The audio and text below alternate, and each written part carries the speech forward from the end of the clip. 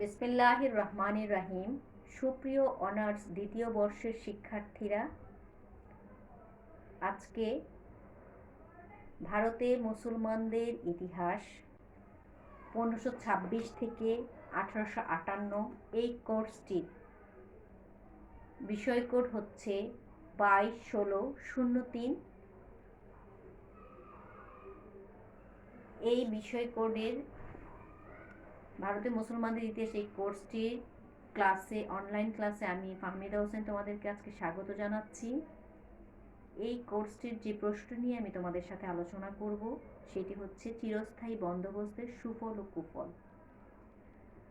তোমরা 2020-এর পরীক্ষার্থী, সে অনুসারে তোমাদের জন্য অত্যন্ত ইম্পর্ট্যান্ট এই কোশ্চেনটি।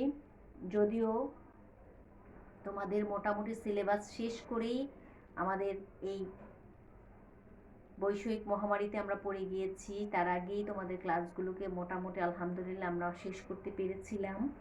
যদিও আমাদের এরপরে রিভাইজ ক্লাস হতো, কিন্তু সেই ক্লাসে তোমরা লিখতে সেই সুযোগটা আমাদের হয়নি। সেই রকম একটা প্রচেষ্টাই আমি চালাচ্ছি যে আমি বেছে বেছে তোমাদের কোশ্চেনগুলিকে আবার একবার করে মনে করিয়ে দিব এবং তোমরা আমার লেকচারটা শুনে আবার পড়ে বাসায় নিজেদের মতো করে লিখবে। যেহেতু আমরা পারছি না লেখাতে, তোমরা নিজেরা সেই দায়িত্বটা নিয়ে নিজেরাই লিখবে। তাহলে আর কথা না বাড়িয়ে আমি ক্লাসে চলে যাই। চিরস্থায়ী বন্দোবস্তের সুফল ও কুফল সম্পর্কে আলোচনা করে। এই চিরস্থায়ী বন্দোবস্তের সুফল ও কুফল আলোচনা করতে যে আমাদের সবার আগে জানতে হবে চিরস্থায়ী বন্দোবস্তটা কি। এই চিরস্থায়ী বন্দোবস্তটা কি?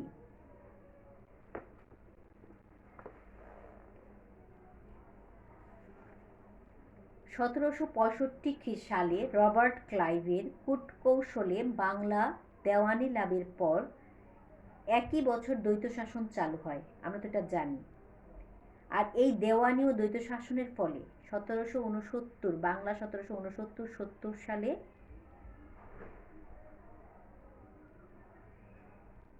না 1770-69 বাংলার ইংরেজি সাল এবং 1700 বাংলা হচ্ছে 1176 সালে কি হয়, একটি দুর্ভিক্ষ হয়, যেটা ইতিহাসে 76-এর মনন্তর নামে পরিচিত। এই যে এই দুর্ভিক্ষটার ফলে বাংলা বিপর্যস্ত হয়ে পড়ে। এই বাংলাকে রক্ষা করার জন্য 1772 সালে ওয়ারেন হেস্টিংস বাংলার গভর্নর হয়ে আসেন।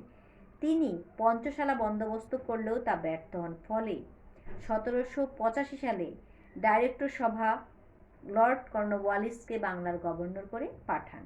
তিনি অনেক পরীক্ষা নিরীক্ষার পর 1793 সালে চিরস্থায়ী বন্দোবস্ত প্রবর্তন করেন। আর প্রকৃতির নিয়ম অনুযায়ী এই বন্দোবস্তের ভালো ও মন্দ দিক রয়েছে। নিম্নে এই সম্পর্কে আলোচনা করা হলো। তাহলে আমরা কি দেখলাম বলো?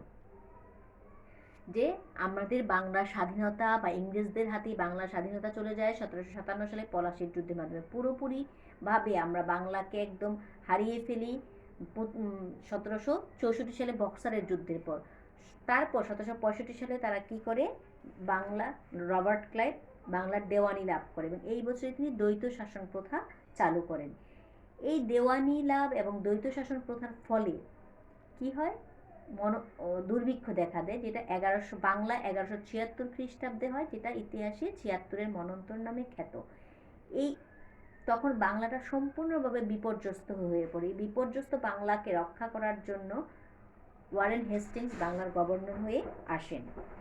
কিন্তু তিনি এসেও পঞ্চশালা বন্দোবস্ত করেন, তা ব্যর্থ হয়। তিনিও বাংলাকে রক্ষা করতে পারেনি। পরবর্তীতে 1785 খ্রিস্টাব্দে লর্ড কর্নওয়ালিসকে বাংলার গভর্নর করে পাঠানো হয়। তিনি অনেক পরীক্ষা নিরীক্ষার পর 1793 খ্রিস্টাব্দে বা 1793 সালে তিনি চিরস্থায়ী বন্দোবস্ত করেন। তাহলে এবার চিরস্থায়ী বন্দোবস্তটা কি দেখো। চিরস্থায়ী বন্দোবস্তের প্রথম বিমূর্ত ধারণা দেন আলেকজান্ডার দত্ত ও হেনরি পেট্রোলো।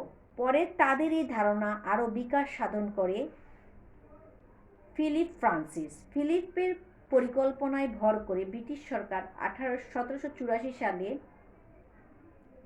পিট ইন্ডিয়া অ্যাক্ট করেন। আর এই অ্যাক্টের 39 নং ধারায় চিরস্থায়ী বন্দোবস্তের ইঙ্গিত দেয়া হয়। পরে কাউন্সিলর চার্লস স্টুয়ার্ট এই চিরস্থায়ী বন্দোবস্তের জন্য আপ্রাণ চেষ্টা করেন, কিন্তু তা ব্যর্থ হয়। পরে 1786 সালে কর্নওয়ালিস গভর্নর হয়ে এলে ভূমি রাজস্বের চিরস্থায়ী সমাধানের চেষ্টা করেন এবং কাউন্সিলর সভার অনুমতিক্রমে 1790 সালে 10 সালা বন্দোবস্ত প্রবর্তন করেন এবং সহজ এই ঘোষণাও দেন যে তিনি কোম্পানির ডাইরেক্টর সভা এই 10 সালা বন্দোবস্তের অনুমোদন দেন, তবে তিনি তাকে চিরস্থায়ী বন্দোবস্ত বলে ঘোষণা দিবেন।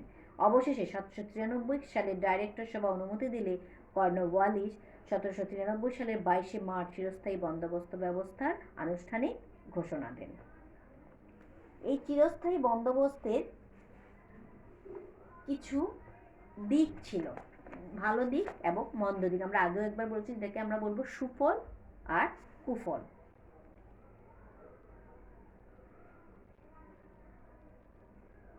চিরস্থায়ী বন্দোবস্তের ফলে সবচেয়ে বেশি ক্ষতিগ্রস্ত হয় বাংলার কৃষক শ্রেণী। কেননা চিরস্থায়ী বন্দোবস্ত কোনো প্রকার অধিকার কৃষকদেরকে দেওয়া হয়নি। দেখো কি করা হয়, চিরস্থায়ী বন্দোবস্তের সুফলটা কি ছিল আর কুফলটা কি ছিল। লর্ড কর্নওয়ালিস চিরস্থায়ী বন্দোবস্তের যৌক্তিকতা ও ফলাফল কেন্দ্র করে ঐতিহাসিক ও অর্থনীতিবিদদের মধ্যে তীব্র মতভেদ লক্ষ্য করা যায়। চিরস্থায়ী বন্দোবস্ত ছিল একটি বলিষ্ঠ, সাহসী ও বুদ্ধিদীপ্ত পদক্ষেপ। অপরদিকে ঐতিহাসিক টি.আর. হলমা বলেন, ইহা ছিল মস্ত বড় ভুল পদক্ষেপ।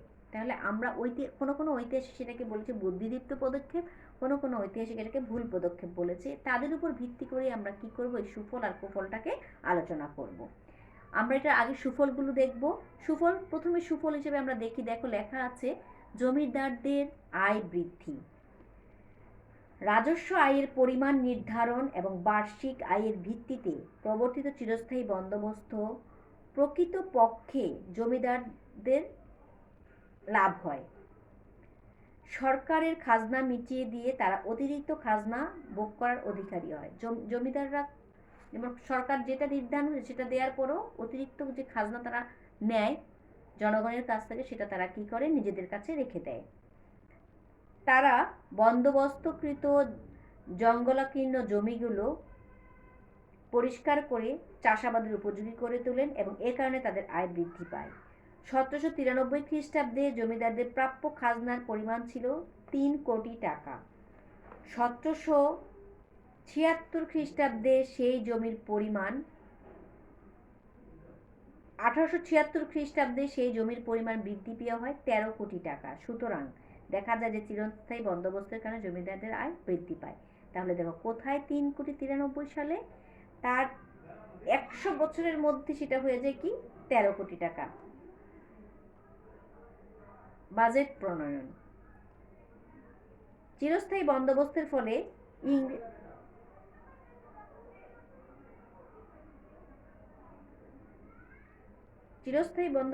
ইংরেজ কোম্পানি তাদের আয় সম্পর্কে নিশ্চিত হয়, যার কারণে বার্ষিক বাজেট প্রণয়নের সুবিধা হয়। রাজস্ব সম্পর্কে নিশ্চিত হওয়ার কারণে সরকার বিভিন্ন রকম সংস্কারমূলক কার্যক্রম বাস্তবায়ন করতে আগ্রহী হয়। জমিদার ব্রিটিশ সুসম্পর্ক। চিরদিনের জন্য জমিদারি সত্ত্ব লাভ করায় জমিদারগণ সরকারের অনুগত শ্রেণীতে পরিণত হয়। বাংলার জমিদারেরা ব্রিটিশ সাম্রাজ্যের স্তম্ভরূপে কাজ করে। ফলে ভারতবর্ষে বিভিন্ন ব্রিটিশ বিরোধী আন্দোলনে এ শ্রেণীর সরকারের খুব অনুগত থাকে এবং সরকারকে তারা বিশেষভাবে সহযোগিতা করে। তাহলে এই চিরস্থায়ী বন্দোবস্তের অন্যতম সুফল কি দেখলাম আমরা, জমিদার এবং ইংরেজ সরকারদের মধ্যে একটা সুসম্পর্ক বিদ্যমান হয়। ভূমির উৎপাদন বৃদ্ধি। চিরস্থায়ী বন্দোবস্তের ফলে ভূমির উৎপাদন বৃদ্ধি পায়। 76 মন্বন্তরের ফলে এদেশে অনেক ভূমি অনাবাদি জঙ্গলে পরিণত হয়। চিরস্থায়ী বন্দোবস্তের ফলে জমিদারগণ ভূমির চিরস্থায়ী মালিক হলে অনাবাদি জমিগুলো চাষের উপযোগী করে তোলে, যার কারণে ভূমির উৎপাদন বৃদ্ধি পায়। উন্নয়নমূলক কর্মকাণ্ড। আর্থিকভাবে জমিদারগণ সচ্ছল হয়ে উঠলে নানাবিধ উন্নয়নমূলক কর্মকাণ্ডে তারা অংশগ্রহণ করে। জমিদারদের পৃষ্ঠপোষকতায় গ্রামাঞ্চলে অনেক ক্ষুদ্র ক্ষুদ্র শিল্প গড়ে ওঠে। তাদের উদ্যোগে অসংখ্য বিদ্যালয় ও চিকিৎসালয় স্থাপিত হয়। খাল খননের মাধ্যমে কৃষির উন্নয়নের পদক্ষেপ গ্রহণ করা হয়। এভাবে বিত্তশালী জমিদার শ্রেণী বাংলায় রাষ্ট্রীয় অর্থনৈতিক ও সাংস্কৃতিক ক্ষেত্রে বিশেষ অবদান রাখতে সক্ষম হয়। চিরস্থায়ী বন্দোবস্তকে অনেকেই সফল পদক্ষেপ হিসাবে মনে করেন। প্রখ্যাত ভারতীয় পণ্ডিত রমেশ দত্ত বলেন, চিরস্থায়ী বন্দোবস্তের আওতাভুক্ত বাংলা 1793 খ্রিস্টাব্দের পরে একটি মানব জীবন বিনষ্টকারী দুর্ভিক্ষ হয়নি, এবং লর্ড কর্নওয়ালিস 1793 খ্রিস্টাব্দে চিরস্থায়ী বন্দোবস্ত করে ভারতে ব্রিটিশ জাতি কর্তৃক গৃহীত পদক্ষেপগুলোর মধ্যে সর্বাপেক্ষা সফল পদক্ষেপ হিসেবে তা আখ্যায়িত করা হয়। পূর্বের ভূমি রাজস্বের সমস্যা দূরীকরণ। চিরস্থায়ী বন্দোবস্তের সবচেয়ে বড় সুফল হল পূর্ববর্তী ত্রুটি যুক্ত সকল ভূমি ব্যবস্থার অবসান ঘটানো। চিরস্থায়ী বন্দোবস্তের পূর্বে এদেশের ভূমি রাজস্ব ব্যবস্থায় দ্বৈত শাসন, পাঁচশালা ও একশালা বন্দোবস্ত ব্যর্থতায় পর্যবসিত হয়, যার ফলে এদেশে কোম্পানির শাসন ব্যবস্থা হুমকির মুখে পড়ে। লর্ড কর্নওয়ালিসের চিরস্থায়ী বন্দোবস্ত প্রবর্তনের ফলে পূর্বেকার ত্রুটিসমূহ সংশোধন করা সম্ভব হয়, যার ফলে সরকার, জমিদার উভয়ই লাভবান হয়। আরেকটি সুফল আমরা দেখতে পাই যে নতুন জমিদার শ্রেণীর উদ্ভব হয়। চিরস্থায়ী বন্দোবস্তের ফলে সূর্যাস্ত আইনের কোপানলে পড়ে অনেক পুরাতন জমিদার তাদের জমিদারি হারিয়ে ফেলে, ফলে নতুন নতুন জমিদার শ্রেণীর উদ্ভব হয়। এছাড়া কর্মচারীদের দক্ষতাও বৃদ্ধি পায়। রাজস্ব আদায়ে কোম্পানির কর্মচারীরা ছিল পুরোপুরি ব্যর্থ, কারণ তাদের বাংলার রাজস্ব প্রশাসন সম্পর্কে তেমন কোনো ধারণা ছিল না। ফলে তারা ব্রিটিশের রাজস্ব নীতি বাংলায় প্রয়োগের চেষ্টা করে এবং বিশৃঙ্খলার সৃষ্টি হয়। এই বন্দোবস্তের ফলে কোম্পানির কর্মচারী এই বিপর্যয় আরও দক্ষতা অর্জনে সক্ষম হয়। আমরা যদি এই ছিল আমাদের চিরস্থায়ী বন্দোবস্তের সুফল, যে পুরাতন অনেক জমিদার চলে যায়, নতুন জমিদার আসে, এবং সেখানে অনেক জমিদার আবার ছিলেন অত্যন্ত কি বলবো যে সমাজের জনগণের জন্য অনেক কিছু করেছে। আমরা দেখলাম স্কুল, হাসপাতাল এগুলো করেছে। নতুন নতুন অনেক জমিদার শ্রেণীর উদ্ভব হয়েছে। আমরা যদি এটার কুফলটাকে দেখি, প্রথমে আমরা দেখব রাজস্ব নির্ধারণে অব্যবস্থাপনা। চিরস্থায়ী বন্দোবস্তে জমিদারদের অধীনস্থ জমি জরিপ না করে এবং খোঁজখবর না নিয়ে রাজস্বের পরিমাণ নির্ধারণ করা হয়। ফলে বেশিরভাগ ক্ষেত্রেই দেখা যায় রাজস্বের হার অত্যন্ত বেশি। জমিদারদের জমির সীমানা সঠিকভাবে নির্দিষ্ট না থাকায় পরবর্তীকালে প্রচুর মামলা মোকদ্দমার উদ্ভব হয়। তাহলে কি দেখলাম আমরা এখানে, জমির পরিমাণটাকে ঠিক না করেই রাজস্ব নির্ধারণ করা হতো।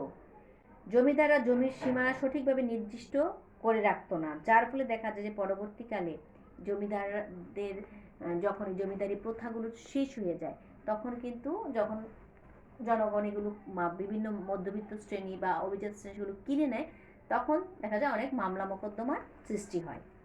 তারপর আমরা আসি সবচেয়ে বড় কুফল, যেটা সূর্যাস্ত আইন। এটা সুফলেও আমরা দেখলাম যে নতুন নতুন জমিদার শ্রেণীর উদ্ভব হয়েছে, আর কুফলে আমরা এটাকেই দেখি যে চিরস্থায়ী বন্দোবস্তের আইন অনুসারে জমিদারকে নির্দিষ্ট সময়ে খাজনা পরিশোধ করার বন্দোবস্ত করতে হতো। নির্দিষ্ট দিনে সূর্যাস্তের পূর্বে সমস্ত রাজস্ব কোম্পানিকে প্রদান করতে হতো, যা সূর্যাস্ত আইন নামে পরিচিত ছিল। ক্লিয়ার? যে একটা নির্দিষ্ট দিন ঠিক করা ছিল। আমরা যেমন এখন কর দিই, ট্যাক্স দিই, যে আমাদের একটা মাস আমাদের জন্য বরাদ্দ করে দেয়। যেমন এবার ছিল 30শে নভেম্বর, তারপরে আবার কি করলো, সেটা টাইমটাকে বাড়ালো, আরও এক মাস কিন্তু বর্ধিত করা হয়েছে কোভিড-19 জন্য। তাহলে ঠিক এই রকমই তখন কি ছিল, একটা দিন নির্দিষ্ট করা ছিল জমিদাররা আগে থেকে বলা হয়েছিল এরকম যে জমিদাররা আগে থেকেই তাদের রাজস্বগুলোকে উঠিয়ে রাখবে, আর জমিদাররা জনগণের কাছ থেকে উঠিয়ে রাখবে, আর জমিদাররা একটা নির্দিষ্ট দিনে কোম্পানিতে রাজস্বটা জমা দিবে।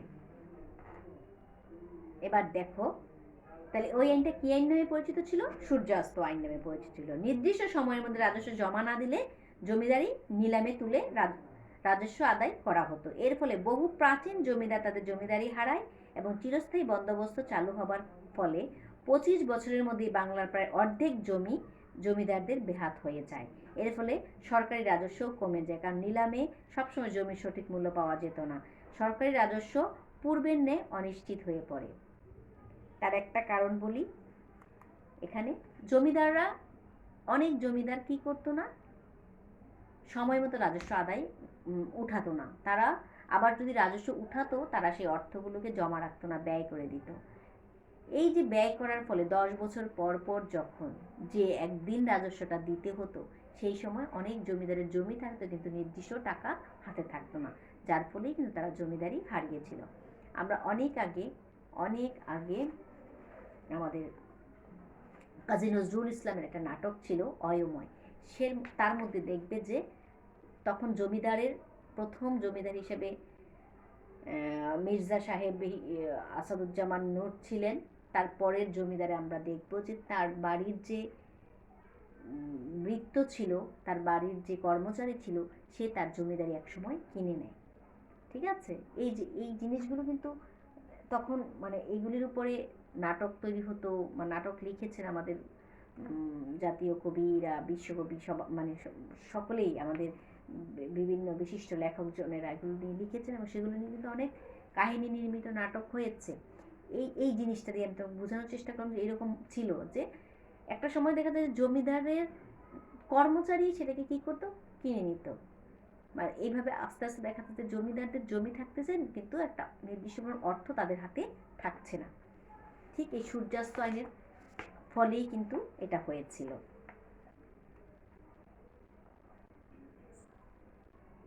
যার ফলে কি হলো, একটা কর্মচারীর কিন্তু একটা রাজ্যের জমিদারি চালানোর মতো ক্যাপাবিলিটি থাকে না, কম থাকে। আবার দেখা যায় যে আমি বললাম যে সুফলে অনেক ভালো জমিদারদেরও আগমন সে সময় ঘটেছিল। অনেক মানে রূঢ় বা অনেক কঠোর প্রকৃতির জমিদারদের ওই সময় কী হয়েছিল, পতন ঘটেছিল। এটা একটা ভালো দিক। কিন্তু অনেক নিম্ন স্তরের লোকও কিন্তু এই জমিদারির মাধ্যমে উপরে উঠে এসেছিল। আচ্ছা, তারপরে আমরা নেক্সট দেখি সরকারের আর্থিক ক্ষতি। চিরস্থায়ী বন্দোবস্তের ফলে সরকারের যথেষ্ট আর্থিক ক্ষতি হয়। চিরস্থায়ী বন্দোবস্তের ফলে কৃষিকাজের ব্যাপক প্রসার ঘটে এবং জনসংখ্যা বৃদ্ধি পায়। ফলে জমি থেকে আয় ক্রমশ বাড়তে থাকে, কিন্তু রাজস্ব বৃদ্ধির কোনো সুযোগ না থাকায় অতিরিক্ত আয় কোম্পানির কোষাগারে জমা না পড়ে জমিদারদের হস্তগত হতো। 1793 খ্রিস্টাব্দে সরকার রাজস্বের পরিমাণ ছিল সমগ্র করে 90 ভাগ, কিন্তু 19 শতকে এসে এর আনুপাতিক পরিমাণ 28 ভাগে নেমে আসে। সুতরাং দেখা যায় যে সরকারের ক্ষতির পরিমাণ দিন দিন বাড়তেই থাকে। এটা আমরা সুফলে দেখলাম যে জমিদারদের আয় বৃদ্ধি পাইছে। আর ওই দিক দিয়ে কুফলে আমরা কি দেখছি, যে সরকারের আর্থিক ক্ষতি হচ্ছে। কৃষক শ্রেণীর দুর্দশা, এদের দুর্দশা কিন্তু কাটেই নেই। দেখো, চিরস্থায়ী বন্দোবস্তের ফলে সবচেয়ে বেশি ক্ষতিগ্রস্ত হয় বাংলার কৃষক সম্প্রদায়। আমরা প্রথমেই একবার বলে নিলাম যে এই চিরস্থায়ী বন্দোবস্ত কৃষকদের কোনো অধিকার দেওয়া হয়নি, কোনো কথাই তাদের ব্যাপারে বলা হয়নি, তাদের সম্পূর্ণরূপে জমিদারের দয়ার উপরে ছেড়ে দেওয়া হয়। অনেক বড় বড় জমিদার তাদের জমিদারি নিজের হাতে রাখার জন্য জমির মধ্যস্বত্বভোগকারী জমিদারদের কাছে হস্তান্তর করেন। মধ্যস্বত্বভোগী জমিদাররা কৃষি উন্নতি সাধন ও কৃষকদের স্বার্থ রক্ষার ব্যাপারে সবসময় উদাসীন থাকত। তাদের একমাত্র লক্ষ্য ছিল খাজনার পরিমাণ বৃদ্ধি করা। তাই কৃষক ও কৃষির উন্নতির দিকে না তাকিয়ে তারা খাজনা আদায়ের জন্য কৃষকদের উপর চরম অত্যাচার করত, যার কারণে কৃষকদের অবস্থা দিন দিন খারাপ হয়। কারণ সরকার যদি, দেখো সেটা যে সরকারই হতো, সরকার যদি নির্দিষ্ট পরিমাণ রাজস্ব নির্ধারণ করত, তাহলে কিন্তু কি হতো, যে কৃষকদের ব্যাপারটা বুঝতো। কিন্তু সরকার দিল জমিদারদের হাতে, আর জমিদারও নিজের জমিদারিত্ব, যে বললাম আমার এক সময় তাদের হাতে টাকা থাকে না, তারা কি করলো, একটা মধ্যস্বত পথা অবলম্বন করেছে। একজন অভিজাত শ্রেণীর কাছে বা একজন অর্থ সম্পদের অধিকারী তার কাছে জমিদারিটাকে দিয়ে উনি কী করলেন, উনি নির্দিষ্ট পরিমাণে টাকা নিত। কেন নিত? ওই ইয়েকে, কোম্পানিকে জমা দেওয়ার জন্য। আর এই যে মধ্যস্বত্বভোগকারী দলটা, যে জমিদারের কাছ থেকে নির্ধারিত একটা দায়িত্ব পাওয়া, সে কৃষক এবং কৃষি জমির উপরে বা কৃষি পণ্যের উপরে কোনো নজর না দিয়ে সে শুধু খাজনার উপরে নজর দিত, এবং অধিক হারে অধিক বৃষ্টি হলো কিনা, অনাবৃষ্টি হলো কিনা সেগুলোর দিকে নজর না দিয়ে সে কী করলো, অধিক হারে সে খাজনা নির্ধারণ করতে থাকলো। তারপরে আমরা দেখি যার ফলে কৃষকের দুর্দশা বাড়তেই থাকে। জমিদার রায়তের দূরত্ব, জমিদার আর রায়তদের সাথে দূরত্ব। কিন্তু কিছু জমিদার তাদের জমির মধ্যস্বত্বভোগকারী জমিদারদের উপর ন্যস্ত করে। এই মধ্যস্বত্বভোগকারী কৃষকদের উপর নানা রকম অত্যাচার করত। তাছাড়া অনেক জমিদার তাদের জমিদারির ভার অধীনস্থ কর্মচারীর নিকট দিয়ে শহরে বসবাস করতেন। নির্দিষ্ট সময়ে এসে তারা তাদের পাওনা বুঝে নিয়ে আবার চলে যেতেন। এই যে জমিদারদের এই অনুপস্থিতিতে নায়েব ও গোমস্তাদের অত্যাচারে রায়তদের অবস্থা দিন দিন শোচনীয় হয়ে পড়ে। জমিদার রায়তদের দূরত্ব কারণেই রায়তের উপর এরূপ অত্যাচার চলে। কিন্তু একটা সময় ছিল যখন প্রজাদের বিপদ আপদে জমিদার তাদের নানাভাবে সাহায্য করতেন, অপরদিকে প্রজারাও জমিদারদের ভক্তি শ্রদ্ধা করত। কিন্তু কি বললো, যে এই যে একটা দূরত্ব সৃষ্টি হলো, এই দূরত্বর ফলে দেখা যায় যে জমিদার আর রায়ত, রায়ত বলতে এখানে জনগণকে বোঝানো হয়েছে, তাদের মধ্যে দূরত্বের সৃষ্টি হয়ে যায়। জনগণও জমিদারদেরকে দেখছে না, জমিদাররা শহরে বসবাস করে, কেউ কেউ তাদের জমিদারি রক্ষা করার জন্য মধ্যস্বত্বভোগকারীর হাতে ক্ষমতা হস্তান্তর করে, কেউ কেউ তার কর্মচারীর উপর ক্ষমতা হস্তান্তর করে বিভিন্ন জায়গায় এসে বা শহরে এসে উন্নতর জীবনযাপন করে। এতে কী হয়, জনগণের সাথে জমিদারের দূরত্বটা সৃষ্টি হয়, যার ফলে দেখা যায় যে জমিদার আর কি থাকে না, জমিদারের সাথে আর রায়ত তথা জনগণের সেই সুসম্পর্কটা, আগের সেই সম্পর্কটা বজায় থাকে না। স্থানীয় ব্যবসা বাণিজ্যের ক্ষতি। চিরস্থায়ী বন্দোবস্তে ভূমি ব্যবস্থাপনার নীতি অনুসারে স্থানীয় ব্যবসায়ী শ্রেণীর ব্যবসা বাণিজ্য করার চেয়ে জমিদারি ক্রয় করাকে বেশি লাভজনক মনে করে। ফলে তাদের ব্যবসায়িক উদাসীনতার সুযোগ গ্রহণ করে ইংরেজ ব্যবসায়ীরা এই ধারাবাহিকতায় বাংলার কুটির শিল্প, তাঁত শিল্প ইত্যাদি ধ্বংস হয়ে যায়। কারণ সবাই ভূমিতে অর্থ বিনিয়োগ করে ব্যবসা বাণিজ্যে উদাসীন হয়ে পড়ে। তাহলে কি বলেছি, যে বিভিন্ন রকমের যে শিল্পগুলো ছিল, সেই শিল্প, কুটির শিল্প, হাতে তাঁত শিল্প এগুলো ছিল, এগুলির প্রতি তারা উদাসীন হয়ে পড়ে। তারা কি করে ফেলে, যে ব্যবসা বাণিজ্য করার এগুলোর চেয়ে তারা জমি ক্রয় করাকে বেশি লাভজনক মনে করত। কারণ সবাই ভূমিতে তখন মানে জমির প্রতি তাদের লোভ হয়ে যায়, এবং জমির প্রতি তারা অর্থ বিনিয়োগ করত, এবং অন্য কোনো ব্যবসা বাণিজ্য তারা করতো না, তারা উদাসীন হয়ে পড়েছিল। শেষ দেখো যে মুসলমানদের উপর ক্ষতির প্রভাব। চিরস্থায়ী বন্দোবস্তের ফলে সবচেয়ে বেশি ক্ষতির সম্মুখীন বাংলার মুসলিম শ্রেণী। চিরস্থায়ী বন্দোবস্তের ফলে বেশিরভাগ মুসলমান জমিদারেরা তাদের জমিদারি হারায়। বন্দোবস্তের পূর্বে রাজস্ব বিভাগের উচ্চ পদে মুসলমানরা কাজ করত, কিন্তু চিরস্থায়ী বন্দোবস্তের ফলে তারা তাদের চাকরি হারায়। তাছাড়া লাখেরাজ সম্পত্তি বাজেয়াপ্ত করে সবচেয়ে বড় আঘাত আনা হয় মুসলিম সম্প্রদায়ের উপর। লাখেরাজ সম্পত্তি বাজেয়াপ্ত করার ফলে অসংখ্য অবৈতনিক শিক্ষা প্রতিষ্ঠান বন্ধ হয়ে যায়। মুসলিম অভিজাত শ্রেণীর চূড়ান্ত পতন ঘটে চিরস্থায়ী বন্দোবস্তের ফলে। তাহলে আমরা চিরস্থায়ী বন্দোবস্তের সুফলও যেমন আছে, কুফলও তেমন আছে। তাহলে আমরা কুফলটাকে দেখি, যে কুফলটা অনেক বড় আকারে দেখা যায়, যে অনেক সূর্যাস্ত আইনটা হচ্ছে যে নতুন শ্রেণীর জমিদারের উদ্ভব হলেও পুরাতন যে জমিদাররা জমিদারি প্রথায় চলতো বা জমিদারি প্রথা অনুযায়ী কাজ করতো, সেটা কিন্তু সেটার মানে কষ্টভোগটা কিন্তু ওই জমিদার অঞ্চলের জনগণটাই বুঝতে পারে, যে ওই জমিদার চলে যাওয়ার পরে দেখা যায় কি, যে তারা সেই সুযোগ সুবিধাগুলো পাচ্ছে না। জমিদারদের সাথে রায়তের একটা দূরত্বের সৃষ্টি হচ্ছে, ব্যবসা বাণিজ্য ক্ষতি হচ্ছে সূর্যাস্ত আইনের ফলে, এবং রাজস্বর যে নির্ধারণ অব্যবস্থাপনাটা সেটা তৈরি হচ্ছে। কারণ রাজস্ব নির্ধারণটা জমি মাপ না বুঝে বা জমির থেকে ফসল উৎপাদন না বুঝে কিন্তু করছে। কারণ এটা তো কোম্পানি নিজে করছে না, কোনো জমিদারও করছে না, করছে তার কর্মচারীরা অথবা তার মধ্যস্বত্বভোগকারীরা। বুঝতে পারছো তুমি? তাহলে আমরা সুফলও আছে যেমন, এর কুফলও কিন্তু অনেক। তাহলে আমরা ওই যে উপরোক্ত এই আলোচনা থেকে আমরা বুঝতে পারি, যে উপরোক্ত এই আলোচনা থেকে আমরা ধারণা করতে পারি যে কোম্পানির সরকার রাজনৈতিক ও অর্থনৈতিক কারণে চিরস্থায়ী বন্দোবস্ত চালু করেছিল। রাজনৈতিক ক্ষেত্রে তারা চিরস্থায়ী বন্দোবস্তের মাধ্যমে এদেশে তাদের একটি অনুগত শ্রেণী তৈরি করতে চেয়েছিল। এক্ষেত্রে তাদের উদ্দেশ্য সফল হয়, তবে অর্থনৈতিক ক্ষেত্রে তাদের গৃহীত পদক্ষেপে তারা প্রত্যাশা পূরণ করতে ব্যর্থ হয়। তবে চিরস্থায়ী বন্দোবস্ত এদেশের সমাজ ব্যবস্থা ব্যাপক পরিবর্তন ঘটায় এবং এই ব্যবস্থার ফলে বহু পুরাতন জমিদার তাদের জমিদারি হারায়, সমাজে শক্তিশালী রাজনৈতিক চেতনা সম্পন্ন মধ্যবিত্ত শ্রেণীর উদ্ভব হয়। এটা একটা ভালো দিক, কারণ আগে মধ্যবিত্ত শ্রেণী কী ছিল? মধ্যবিত্ত শ্রেণী কোনো ইয়েই ছিল না, স্থানই ছিল না, সেখানে মধ্যবিত্ত শ্রেণীর উদ্ভব হয়। কারণ মধ্যবিত্ত শ্রেণীরা নিজেদেরকে কিছু কিছু জমি, যে বলেছে যে ব্যবসা বাণিজ্য বন্ধ করে তারা জমির প্রতি ঝুঁকে পড়ে, কিছু কিছু জমি তারা ক্রয় করে নিজেদের মতো করে তারা কৃষিকাজ সম্পন্ন করে তারা আস্তে আস্তে নিজেদেরকে কী করে উন্নত করে এভাবে, এবং বিভিন্ন পদে চাকরি করে তারা নিজেদেরকে নিজেদের আর্থিক অবস্থার উন্নতি সাধন করে। এভাবে কিন্তু আগে কিন্তু ছিল অভিজাত বর্গ, জমিদার শ্রেণী বা অভিজাত বর্গ, জমিদার শ্রেণী, অভিজাত বর্গ এবং নিম্ন শ্রেণী।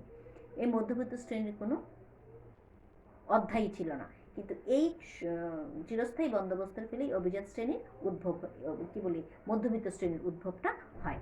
ঠিক আছে, তাহলে আমরা যে আজকে দেখলাম, আজকে যে আমরা পড়লাম চিরস্থায়ী বন্দোবস্তের সুফল ও কুফল, খুব ইজি এবং সব ইজিভাবে লেখার মতো একটা টপিকস, যেটা তোমরা মোটামুটিভাবে পয়েন্টসগুলোকে যদি লেখো, তাহলে সেই পয়েন্টসগুলো অনুযায়ী পয়েন্টসগুলির তোমরা যদি লেখো, তাহলে ভিতরের যে বর্ণনাটা সেটা কিন্তু নিজেরাই সুন্দর করে গুছিয়ে লিখতে পারবে। আর এইসব প্রশ্নগুলোর অ্যান্সার দিলে কিন্তু নাম্বারটা খুব ভালো হয়। সুন্দর করে তুমি চিরস্থায়ী বন্দোবস্ত সুফল ও কুফল আলোচনা করে, এরকম আসলে ভূমিকার পরে একটু চিরস্থায়ী বন্দোবস্তটা কী বা কখন চালু করা হচ্ছে এটা দিয়ে, যেটা সুফল ও কুফল নিম্নে আলোচনা করা হলো, তখন এভাবে সুফল লিখে সুফলের পয়েন্টসগুলো নিয়ে আলোচনা করবে, কুফল লিখে কুফলের পয়েন্টসগুলো নিয়ে আলোচনা করবে, তারপরে একটা উপসংহার টেনে দিবে। তাহলে দেখবে যে তোমাদের একটা সুন্দর প্রশ্নের উত্তর হয়ে গেছে, 10-এর মধ্যে খুব ভালো একটা নাম্বার পাবে বলে আমি আশা করি। তাহলে আমি ধারণা করছি যে তোমরা মোটামুটি প্রশ্নটা বুঝতে পেরেছো।